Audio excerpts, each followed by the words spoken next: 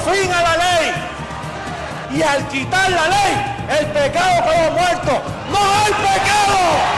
¡No hay pecado! Sua edificação não foi em vão.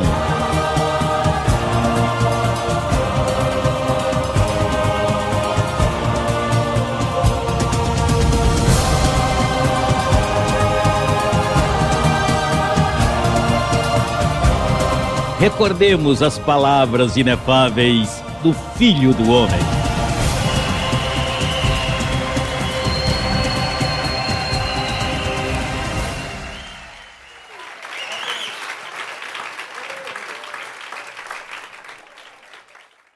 Atos 20, 24 diz: Mas de nenhuma coisa faço caso, porque ele diz que não faz caso de nada.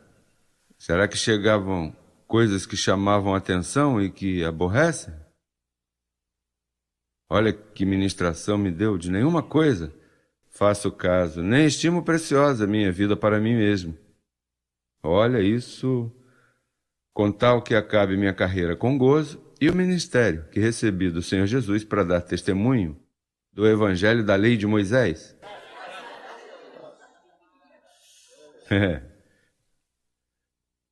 Assim que, olha, aplica isso. Não faça caso do que estão dizendo de você. Bom, e hoje temos um tema, que tema, uau! Digo, não é um tema apocalíptico tampouco, mas é que nos oferece tanta luz daquilo que nós já conhecemos, mas de uma forma muito bela. Vamos a Gálatas capítulo 3, versos 23 ao 25, e vamos falar, vocês e eu, um momentinho.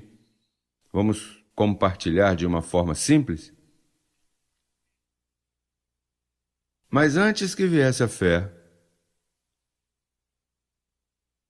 ou seja, antes da cruz, essa fé não estava. Cristo morre, ressuscita, e essa fé, que Paulo está falando, chega. Mas antes que viesse a fé, estávamos confinados sob a lei.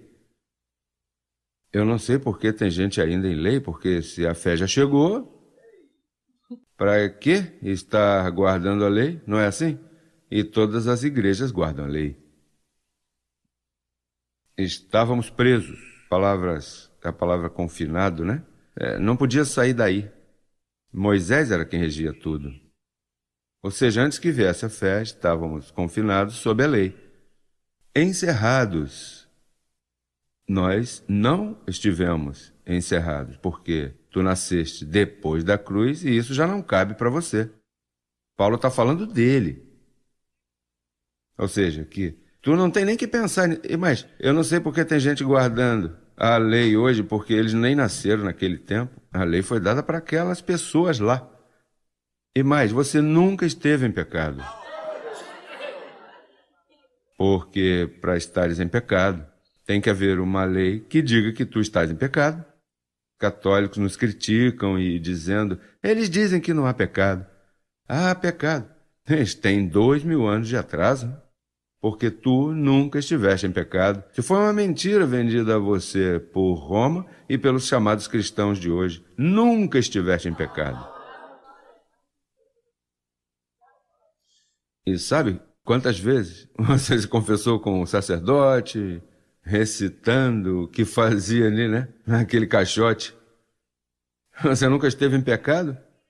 Para estar em pecado, tinhas que estar debaixo da dispensação que te colocava em pecado. Mas depois que Cristo morreu, o pecado foi tirado e todas as crianças, todos que nascem salvos, se são escolhidos.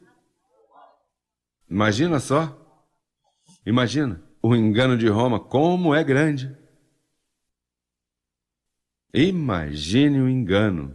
Por 2000 anos, tão triturados, abusado da mente das pessoas. Bem antes que viesse a fé, o que havia era a lei. Chegou a fé, para a fé chegar, tinha que tirar a lei, porque não pode haver duas coisas juntas. Porque fé e lei são opostos. Ou seja, tu não podes estar dizendo, irmão, tem que guardar a lei. É por fé, eu guardo, né? E como é? Como é que é por fé que você guarda? Não, não, eu por fé eu cumpro. Mas é que se estás em fé, você já cumpriu para com Deus. Agora, de onde sai essa confusão? Vejamos Hebreus 11, versos 1 e 2, e concluímos com o verso 6. Veja o que diz. É, pois, a fé a certeza do que se espera, a convicção do que não se vê. Veja só o que diz. Porque por ela, os antigos alcançaram bom testemunho. De que fé estava falando, se não havia chegado ainda a fé? Quando tu usas esse verso de fé, estás falando do aspecto fé de fazer milagres. Os antigos faziam pela fé. Davi pegava um leão pelas mandíbulas assim e abria. Com a fé, Sansão, com a fé, Davi matou 10.000, com 1.000 matou a 10.000. Mas era a fé prática de fazer milagres. Aqui, Paulo diz, antes que viesse a fé, é outro tipo de fé. É a fé que te justifica, te torna justo, te torna perfeito, te torna completo e te deixa sem pecado. São duas manifestações de fé. Então, qual é a fé que Roma e as demais igrejas aí pregam? Essa. Mas eles não conhecem a nossa. Sabe por que não conhecem? Vou te dizer porque daqui a pouquinho. E vais concluir. Não, jamais poderão conhecer. Eles não estão na fé. Eles têm fé em Deus, mas não têm fé de Deus.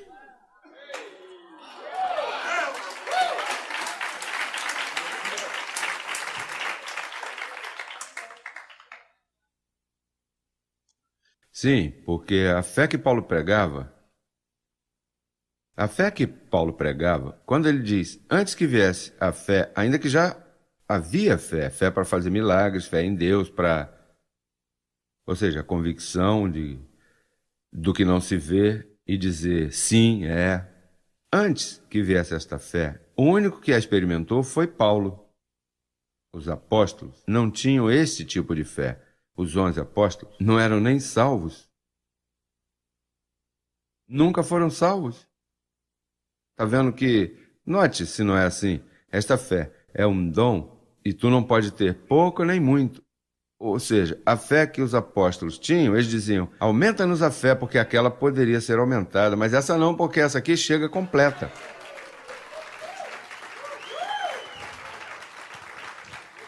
Olha, eu recebo que tu estás entendendo, porque Salomão não tinha esta fé. E era o homem mais sábio da terra, mas aqui Salomão tinha que sentar aí e ficar babando. Aqui estamos, olha, traçando bem a palavra da verdade. E isso, o pastor da esquina não conhece, toda essa gente que nos critica, eles não sabem nem do que nós estamos falando. Sabe por quê? Porque eles têm um véu. E eles pensam que têm esta fé, mas eles não a têm. Por isso é que vivem por obras. Por isso que pensam que a salvação se perde. Porque eles nunca chegaram a esta fé que estamos falando. Vamos continuar lendo. Gálatas 3. Vamos ver vários versos. Do 23 ao 25. Veja o que diz. Mas antes que viesse a fé, estávamos confinados sob a lei, encerrados para aquela fé que seria revelada. 24. De maneira que a lei foi nosso guia, nosso aio. Aio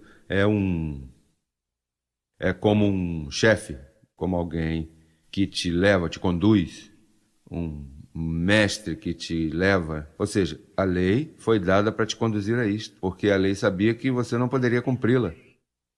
De maneira que a lei foi nosso guia, nosso professor, nosso mestre, nosso aio, para conduzir-nos a quem?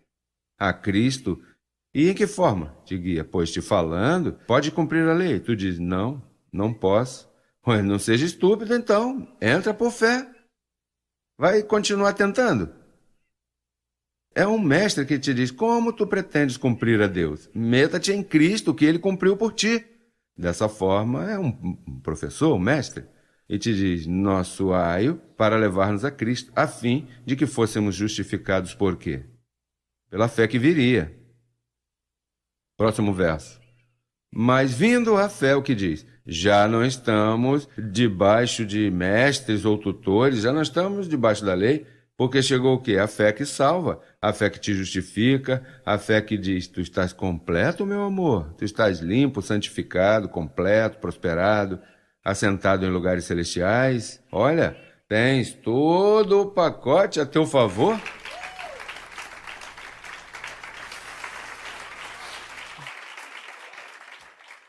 A pergunta é, como chegar a esta fé? Como? Como tu sair da fé tradicional e chegar a esta fé que viria, ou que já chegou, mas que nem todo mundo pode chegar? Porque não é fácil. Veja o que diz, Romanos 10, 27. A pergunta é, como chegar a esta fé? Veja, um ouvinte, agora mesmo, está ouvindo isso e está... Pode estar aí familiares meus. Espera aí, vamos... Podem estar os pastores que nos assediam. Vamos ver o que essa gente aí está falando. Imagina... Bom, você a princípio confessou que iriam chegar muitos. Olha, se não chegarem com isso aqui é porque estão danificados de fábrica. Não, se não chegarem com isso é que não têm ouvido. Olha, porque mais fácil do que isso não se pode explicar. Veja o que diz, verso 17. Assim que a fé, não a fé dos antigos, esta fé, a que salva, a que te justifica, assim que a fé é por quê? Por quê? Não pelo ler.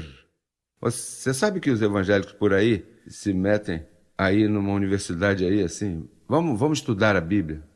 Não é lendo. Tu pode ler toda a Bíblia. Sabe quanta gente já leu a Bíblia? Eu já li a Bíblia 9 vezes. Ah, eu 10. Pior, né? Pior. Pior, porque então lês a letra e o véu se cola mais aí.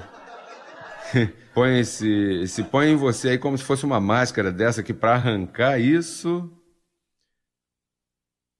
porque a fé vem, olha só, tens que dobrar os joelhos e pôr o ouvido. Mas escute isso. Veja o que diz Lucas 10, 8. 10, 8.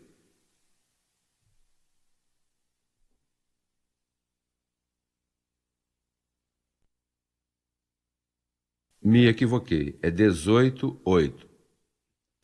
Não estou com os óculos, você sabe? Vi as duas bolinhas do 8 como se fosse uma.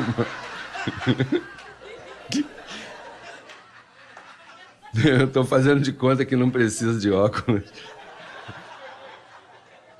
Mas eu mesmo me descobri.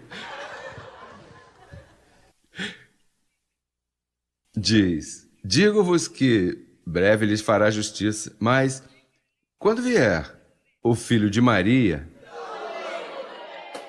O filho de quem? Era filho de homem, não filho de Maria.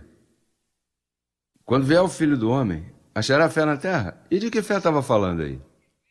Porque da outra fé havia de montão. Pedro, olha, veja se Pedro não tinha fé. Caminhou até em cima da água, e os apóstolos faziam milagres. Mas essa fé que ele está falando é a fé que viria, que o Filho do Homem já estava profetizando. Achará esse tipo de fé? Não. Então quer dizer que esta fé não foi encontrada por ninguém até que se manifestou em mim. Eu fui o primeiro que tive essa fé aqui. Porque, escute isso, para ter esta fé tem que haver alguém que pregue a você. É que não existia, não é por ler. A Bíblia estava 2000 anos correndo aí por todas as igrejas. Mas diz, enquanto não aparecer aquele que não a receba, não vai poder explicar. Estamos claros?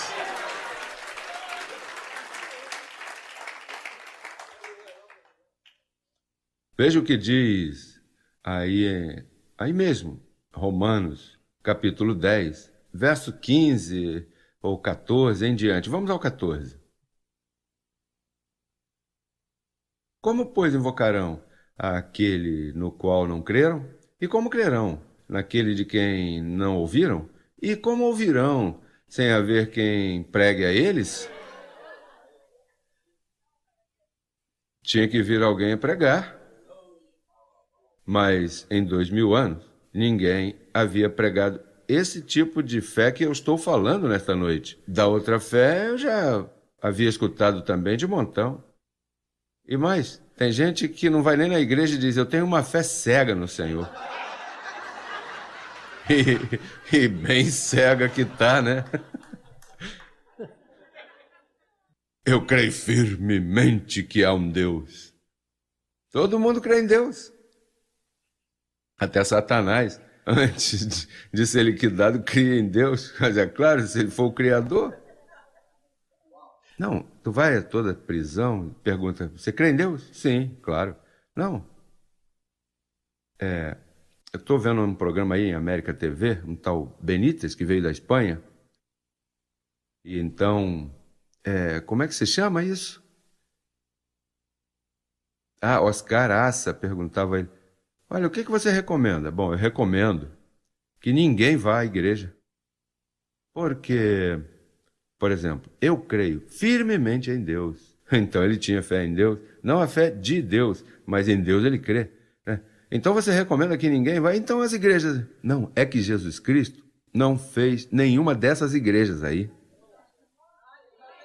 E então o homem... Então você não crê...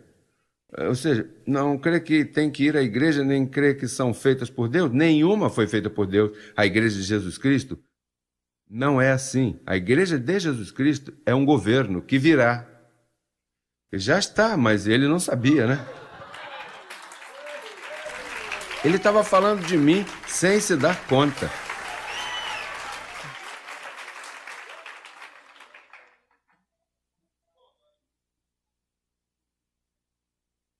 Olha, um bom pensador, de fato, eu gostei como ele falou, eu não pude tirar a vista dele, porque ele confundiu a Oscar Asa.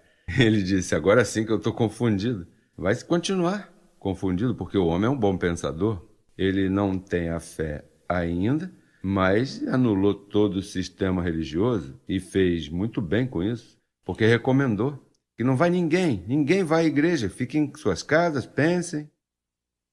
E aí Deus está com eles. No entanto, ele disse que viria um governo que Deus vai... Porque ele crê em Deus, veja que não é ateu, ele crê. A única coisa é que não crê no que está estabelecido.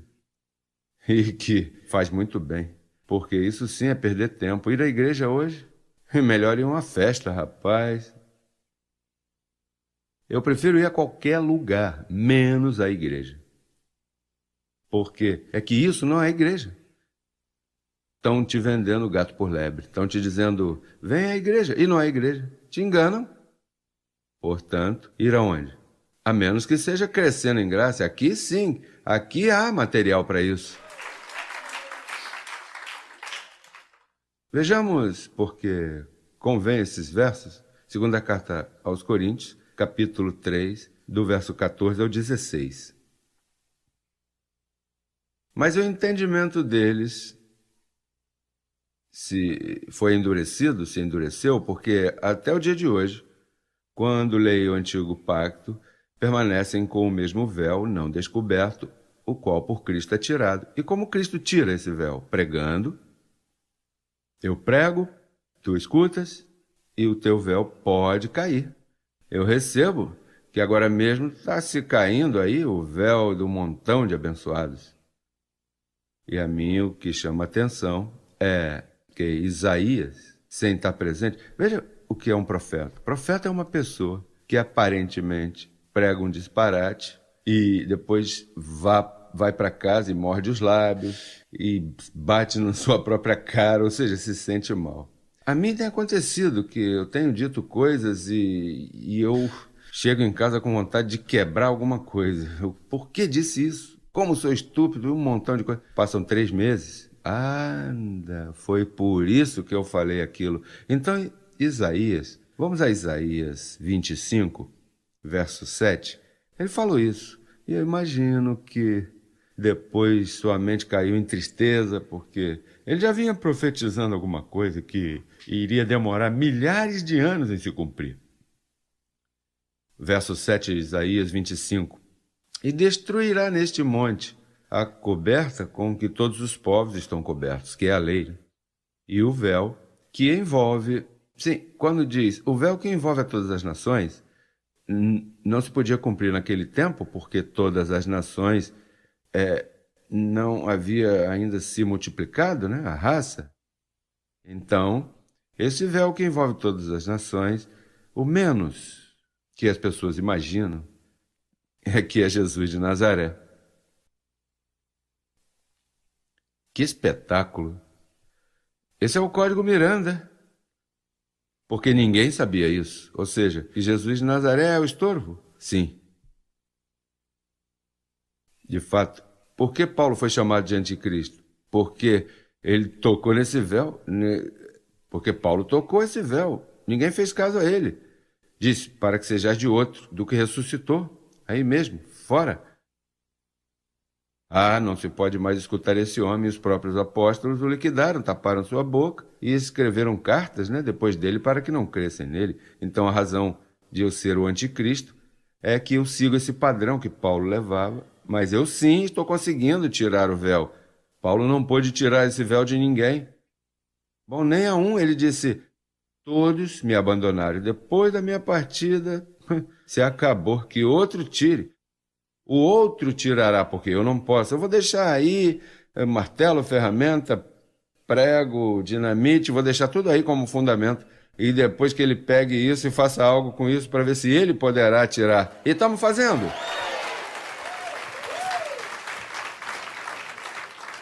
Agora, veja, se no 6,6 há sabedoria, que se eu tiro o teu véu e ativo a tua fé, a que viria, e tu entras nessa fé, então, tirar o véu é te dizer, não olha Jesus de Nazaré, não olha antes da cruz, porque se olhas antes da cruz, aí está a lei. Aí está a maldição, aí está a condenação. Se olhas depois da cruz, te vês perfeito. Aí vês perfeição, aí vês a fé que justifica, a fé que salva, a fé que te deixa completo, sem faltar nada. A fé que te diz, não busque mais a Deus, porque já o tens aí dentro. Por que o Espírito de Deus, no tempo antes da cruz, os profetas diz que o Espírito de Deus vinha e se apoderava aí com Sansão, com uma força, e ele vinha e depois ia. Por que ele vinha de repente e os fazia profetizar e ia embora e os deixava tudo aí? O Espírito de Deus vinha sobre eles e os inspirava, falaram umas palavras proféticas e logo depois o Espírito ia embora. Por quê? Porque havia pecado e o Espírito de Deus não pode morar onde há pecado. Mas depois da cruz, ao tirar o pecado, agora ele veio para ficar. Por isso é que a vida de Jesus está em ti. A vida de Cristo está em ti. Tu tens todo o direito de reclamar tua herança, porque estás completo, limpo, santo e abençoado. Vamos estar em pé e vamos com a música. Abba, Pai.